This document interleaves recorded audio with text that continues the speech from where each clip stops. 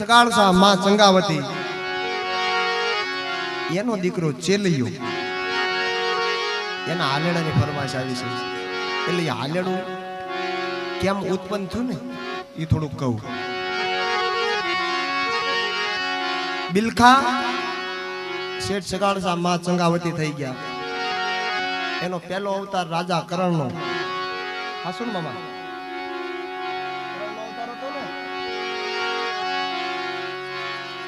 રાજા કરણનો અવતાર હતો પહેલો અને પહેલા અવતારમાં એને ખાલી હોનું રૂપું ને એવું જ બધું દાનમાં આપ્યું કોઈ ગરીબ હોય ને એને ખાલી એક રોટલી આપી હોત ને તો બધું લેખે જાત પણ એને બધું હોનું રૂપું ને એવું જ આપ્યું એ તો કાંઈ ખવાય નહીં અને કુરુક્ષેત્રના મેદાનમાં જેથી અર્જુને બાણ મારી વિંધી નાખ્યો ને તઈ ભગવાન એની પરીક્ષા લેવા ગયા હતા કરણ હું હતું ને અને હું પાત્ર હતો ભગવાનને એકદમ વાહો ઠપકારવો પડ્યો હતો કે કરણ પાછળ અને બ્રાહ્મણનું રૂપ લઈ એ કુરુક્ષેત્રના મેદાનમાં અને કરણ આગળ જાય કે કરણ રાજા તમે જ તે કે હોનું રૂપું દાન આપો જે મોઢાનું માંગ્યું શું કરો છો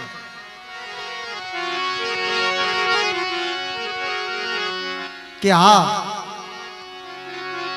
કે તમે અત્યારે જો હોનાનું દાન આપો ને તો કરણ તમે હાસા કે નકર ખોટા હાલી સાલી એક એવું નહોતું કરણ ડહડાય ઈ કે હામે પથ્થર પડ્યો છે મને લાવી દો કે અને જે મારા દાંત છે ને હોનાના છે એ તોડીને તમને આપું કે ભગવાને પાછું કીધું કે તો તે કે મારી દાઢી સૂકવી કહેવાય કે હું તને પથ્થર લાવી દઉં તારા મુખ ઉપર મારીને પછી મને આપ એ તો તે મારી દાઢી સૂકવી કહેવાય તું પોતે જા અને પથ્થર લઈ તારા મુખ ઉપર મારીને પછી મને હોનું આપ ને તો કરણ હાસો છે આને ખબર પડી ગઈ આ કોઈ માનવી ન હોય માણસ નથી આ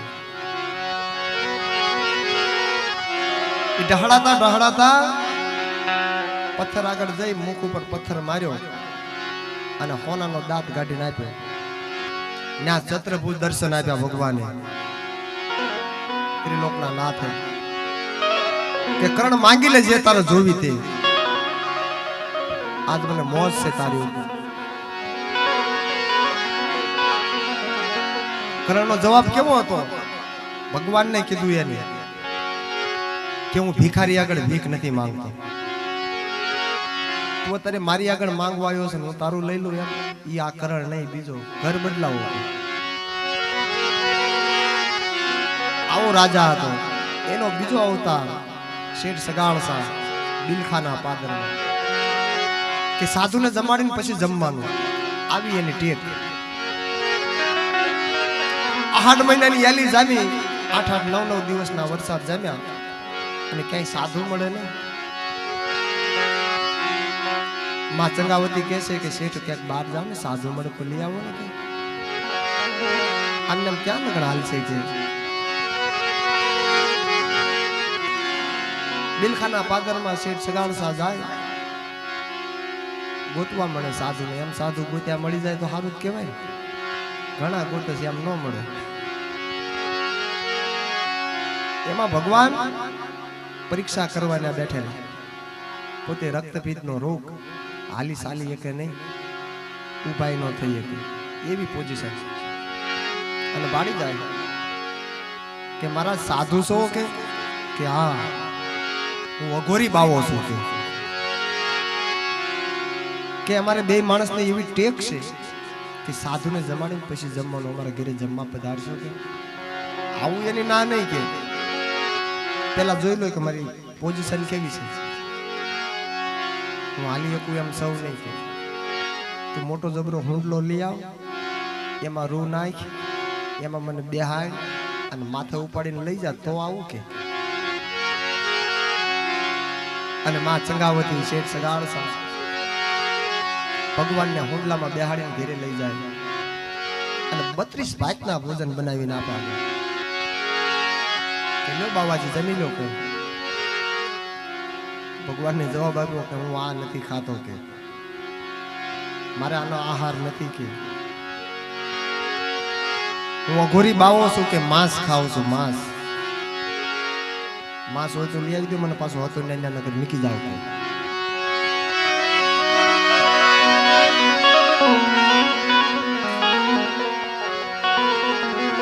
આ વાણિયાનો દીકરો ક્યાં જાય? અને ખબર પડી ગઈ, અંધાર પોછડો ઓઢી અને કહાય વાળે જાય. ઓલા જોઈ ગયા ને એ અચરજ પામી ગયા કે આ અહીંયા કે ભાઈ આશરાનો ધર્મ છે, મારા ઘરે સાધુ પધાર્યા છે એટલે આવ્યો છે.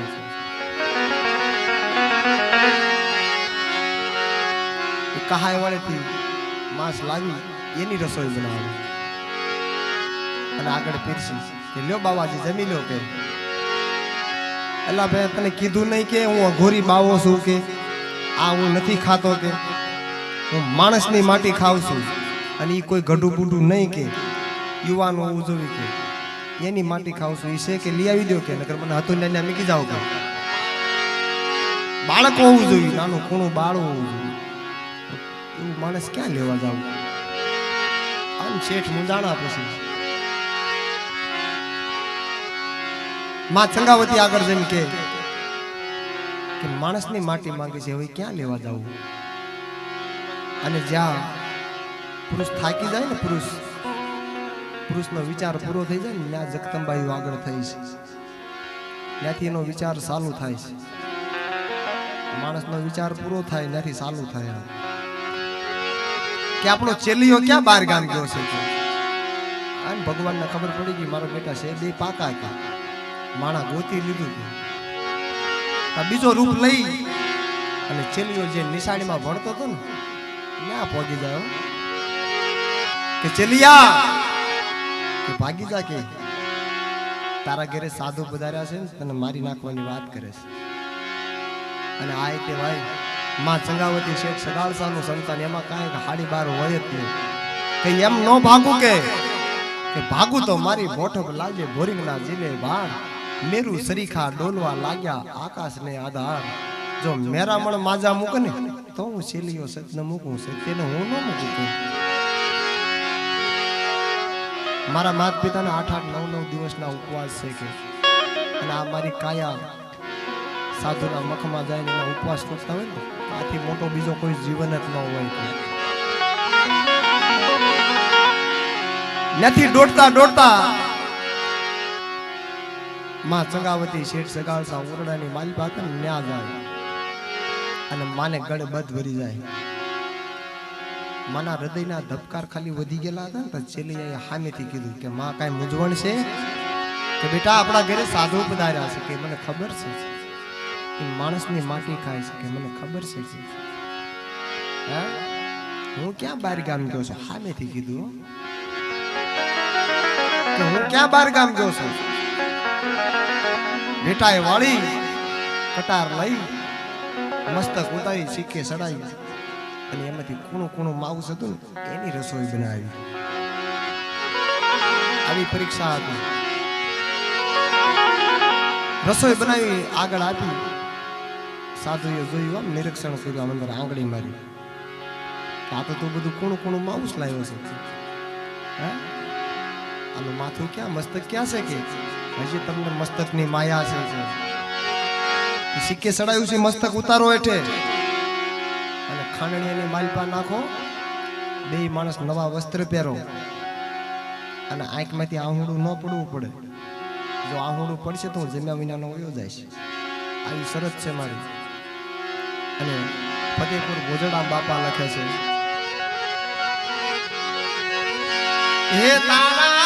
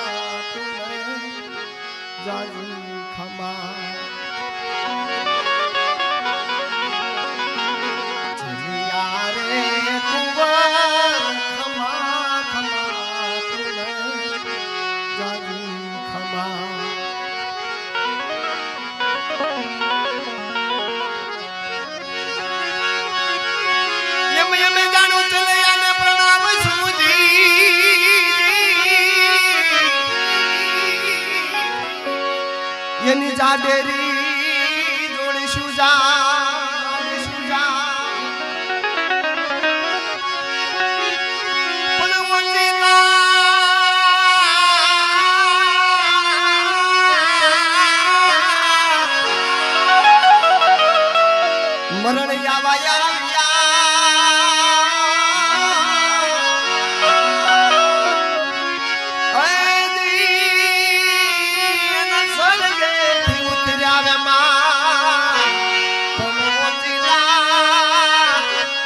મરણ આવાયા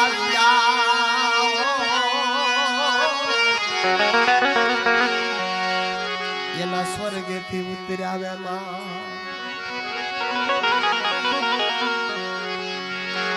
ભોજનની થાળી પરમાટેની થાળી પોતાના દીકરાની માંસની થાળી અને સોથી થાળી મસ્તકની 4 થાળી તૈયાર કરી છેલ્લી થાળીઓ અને છેલ્લી પરીક્ષા પછી કે લ્યો બાવાજી કે તમે મસ્તકનું કીધું તું ને આ એની રસોઈ બનાવીને લાવ્યા છે જમી લો કે કાંઈ વાંધો નહીં કે બીજું કોઈ બાળક છે કે અને એકનો એક હતો એ તો આપી દીધો હતો કે બીજું બાળક હોય તો લઈ આવો કે મારી પડખે બેહાડી અને ઉપવાસ તમારા તોડી નાખો કે બાબાજી બીજું બાળક નથી કે જે એક હતો એ તમને આગળ પીરસી દીધો કે હું ક્યાં વાંજાના ઘરનું જમું છું તો છેલ્લી પરીક્ષા કે હું વાંજાના ઘરનું જમતો નથી કે અન શેઠ મુજાણા પછી પાછા કે હવે બીજું બાળક ક્યાંથી કાઢવું કે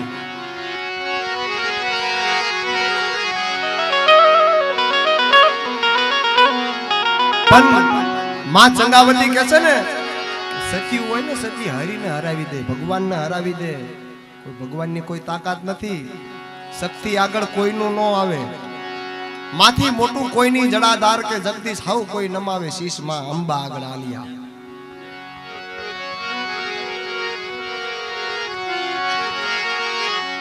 એમ આ અશોકભાઈના ઘરે બેન છે ને એક દિના સમયે કે અમે અમારી નજરે જોઈશું કે ધૂળના બાસકા ભરેલા છે ધૂળ ખાધેલી છે ભગવાન હોતે ઢીલા પડી જાય એના રુદન આગળ એની વાત આગળ એની વેદના આગળ ઠીક છે એ તો બધું પછી આપણે પાછળ બોલશે પણ પછી માં ચંગાવતીએ શેઠને કીધું કે હવે તમે હટી જાઓ કે હવે તમે હટી જાઓ આજે બાવો નહીં કાતો હું ચંગાવતી નહીં ભેટાએ વાળી અને ચેલિયાનું મસ્તક કાપ્યું હતું ને લોહીથી તરબોળ કટારો હાથમાં લઈને પહોંચી ગઈ રણચંડીનું રૂપ લઈ કે બાબાજી તમે શું કહો છો કે હું વાંજાના ઘરનું નથી જમતો કે વાંજા ન કહેતા હો હા અમે વાંજા નથી અને મિત્રો કોઈને હવા શેર માટીની ખોટ હોય ને એને કોઈ દી વાંજા ન કહેવાય મોટામાં મોટું પાપ છે એ પાપને કોઈ આંબત નહીં એની આંતળી ખાલી એકવાર અંદરથી બોલી જાય ને બહાર ન કાંઈ કહીએ અને અંદરથી નાભીમાંથી સુવાસ એના નીકળી જાય ને હાથ હાથ પેઢીયું લગન ભોગવવું પડે હા કોઈને વાંજા ન કહેવાય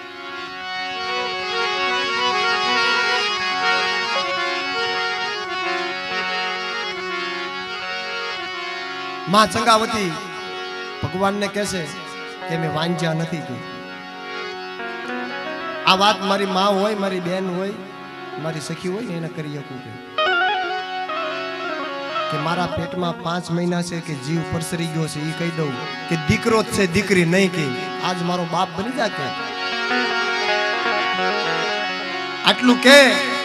અને કટાર લઈ પેટમાં મારવા જાય ને સત્રભૂત દર્શન આપ્યા બસ માં બસ કે ઈ વેળાના પદ ઘણા છે પણ અત્યારે આપણે એવો ટાઈમ નથી નકર ગાત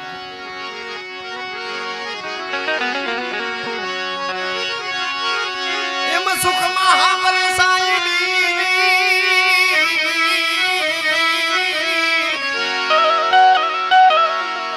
અન દુખમાં હા ભરે દાણા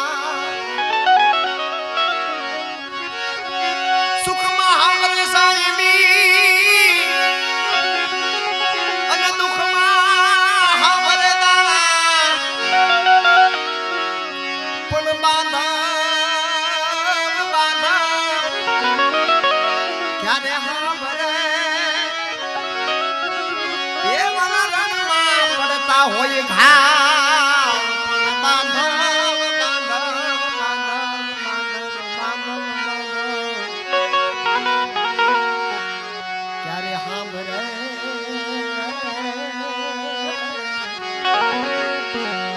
વાલા રણમાં પડતા હોય ઘા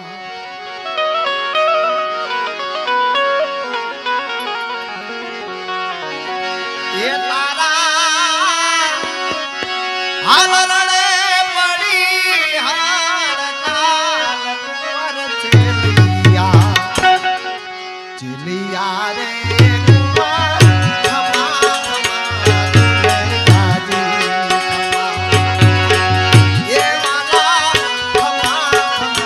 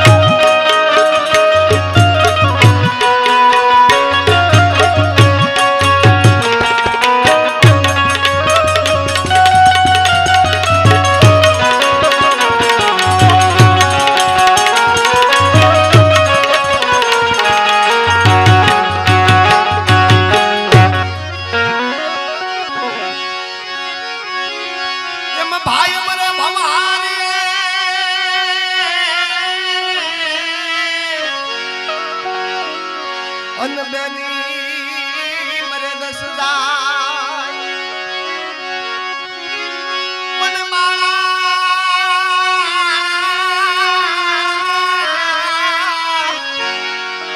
માળા પણ મામા વતર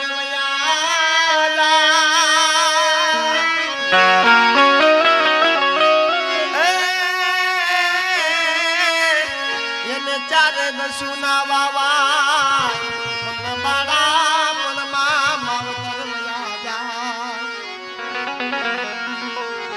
એને ચારે દસુના વાવા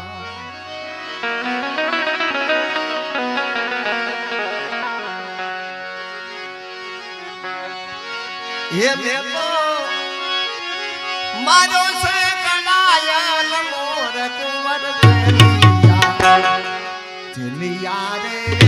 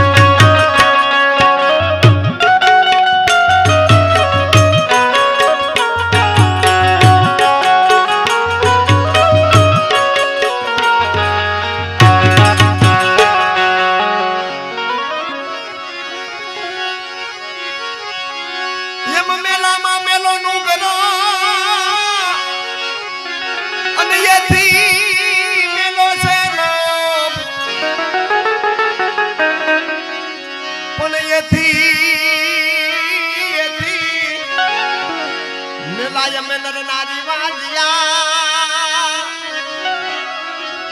ઓય દીન મુવે તા પડે મો પણ યથી